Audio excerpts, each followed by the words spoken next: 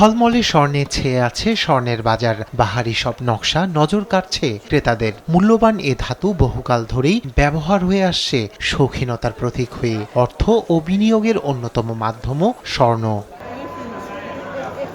বলা হয় দুবাই স্বর্ণের স্বর্গরাজ্য। পৃথিবীর বৃহত্তর স্বর্ণের বাজার এখানেই। কিন্তু সময়ের ব্যবধানে স্বর্ণের বাজারে যেন আগুন। এবছর ভেঙেছে অতীতের একাধিক রেকর্ড। বিশেষ করে যুক্তরাষ্ট্রের আরোপিত শুল্ক বিশ্ববাজারকে ঠেলে দিয়েছে অস্থিরতায়, যার ধাক্কা লেগেছে স্বর্ণের বাজারে। আন্তর্জাতিক স্বর্ণের বাজারে গেল শুক্রবার প্রতি আউন্স স্বর্ণের মূল্য ধার্য হয়েছে $৩,০০০।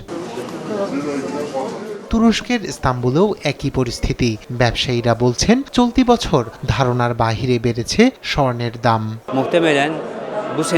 আমাদের অনুমান ছিল সেপ্টেম্বর-অক্টোবর মাসে স্বর্ণের মূল্য বৃদ্ধি পাবে, কিন্তু ট্রাম্প প্রশাসনের শুল্ক আরোপে তা এখন লাগামহীন।